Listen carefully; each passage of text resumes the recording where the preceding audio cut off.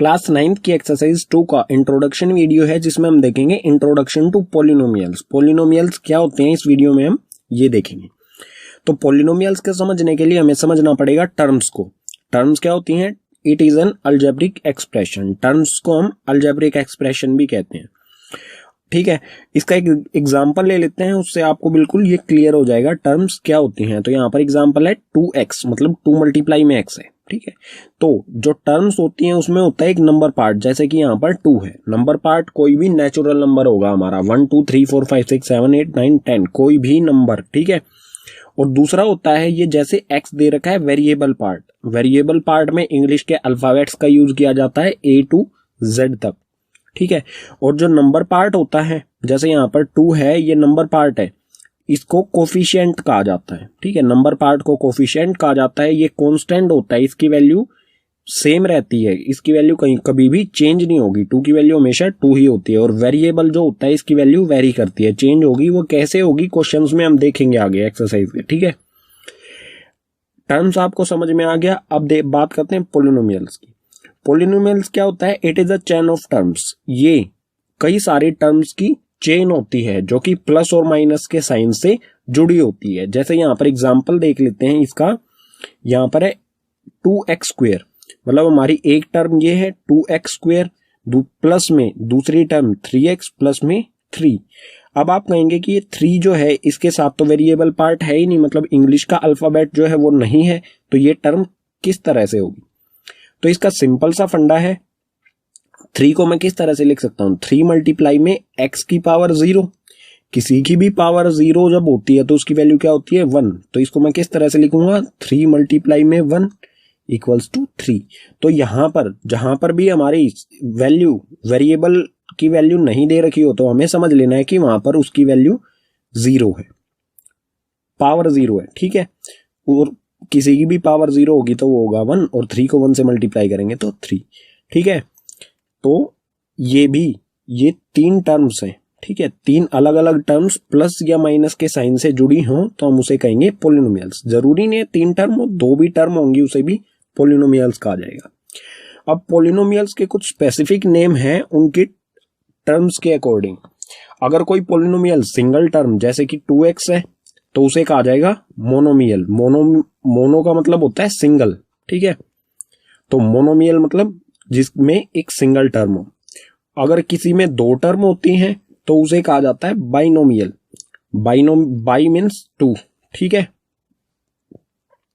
तो बाइनोमियल में 2 टर्म्स होती हैं। इसी तरह से ट्राइनोमियल्स जो होते हैं उसमें 3 टर्म्स होती हैं।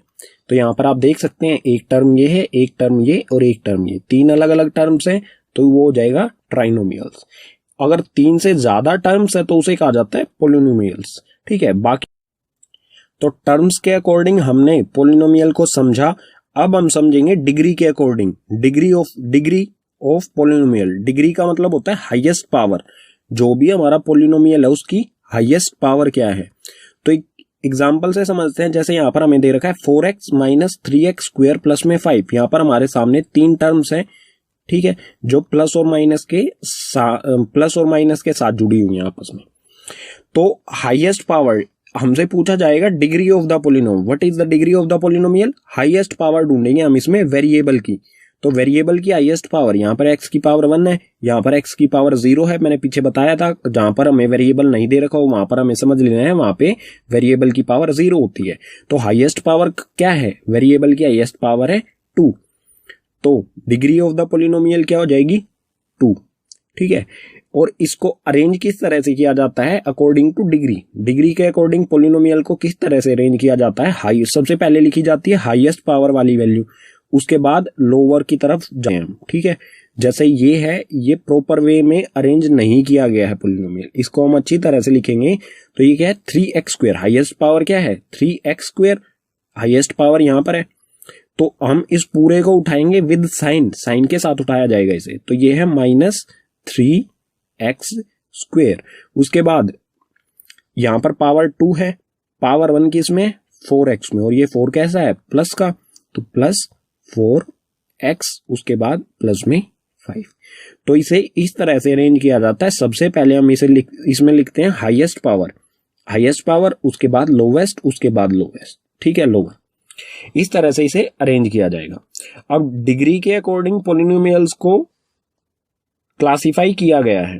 किस तरह से क्लासिफाई किया गया इस टेबल में देखते हैं। जब डिग्री 1 हो, यहां पर आप देख सकते हैं ए बी जो है हमारे, ये है नंबर पार्ट यानी कि कोफिशिएंट, ठीक है, A B C and D, यहां पर हमारे ये ए बी सी डी जो है ये कोफिशिएंट है, ठीक है, कोफिशिएंट यानी हमारे जो नंबर पार्ट है।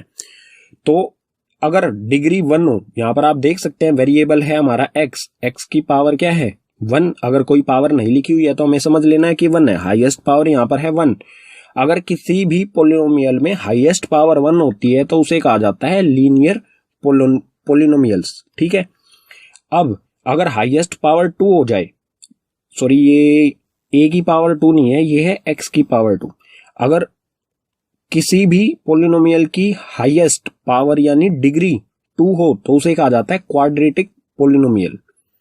अगर किसी भी पोलिनोमियल की हाईएस्ट पावर 3, ए एक्स की पावर 3, यहां पर एक्स की पावर 3 मतलब वेरिएबल की हाईएस्ट पावर है 3, यहां पर 2 है, यहां पर 1 है, यहां पर 0, तो हाईएस्ट पावर क्या है 3 है। तो किसी भी पोलिनोमियल की हाईएस्ट पावर 3 होगी तो उसे कहा जाता है क्यूबिक पोलिनोमियल, ठीक है। इंट्रोडक्शन